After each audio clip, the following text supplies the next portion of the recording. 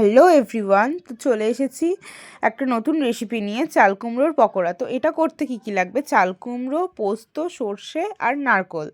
তো প্রথমে চাল কুমড়োটাকে কেটে এভাবে একটু ভাপিয়ে নিতে হবে। তারপরে এর ভেতরে একটা সর্ষে, পোস্ত আর নারকেল কোড়া দিয়ে একটা মিশ্রণ বানিয়ে নিয়ে এইভাবে সিদ্ধ করা চাল কুমড়োটা এরকম অল্প কেটে এর মধ্যে এরকম পুরটাকে ভরে দিয়ে এরকম রাখতে হবে।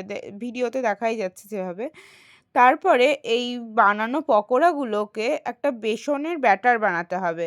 বেসন আর নুন দিয়ে একটা ব্যাটার বানিয়ে, খুব যাতে পাতলাও না হয় আবার খুব বেশি আর কি গাঢ়ও না হয়, সেরকম একটা ব্যাটার বানিয়ে যেমনটা ভিডিওতে আছে এ ধরনের একটা ব্যাটার বানিয়ে এর মধ্যে পকোড়াগুলোকে আস্তে আস্তে চুবিয়ে আর কি তেলে দিয়ে দিতে হবে। একটু ছাঁকা তেলে ভাজলে এটা খেতে আর কি বেশি ভালো হয়। তো আপনারাও সেরকম ছাঁকা তেলে ভাজারই চেষ্টা করবেন। এরপর একে একে পকোড়াগুলোকে তেলে দিয়ে ভেজে নিতে হবে। তো এরপর তেল থেকে তুলেই গরম গরম শুকনো ভাত দিয়েও খেতে পারেন আপনারা চাইলে, এছাড়া শুধুও খেতে পারেন। এরকম ধরনের ভিডিও যদি আপনারা ডেইলি দেখতে চান বা ভালো লেগে থাকে, তাহলে প্লিজ সাবস্ক্রাইব করে আমাদের সঙ্গে থাকুন।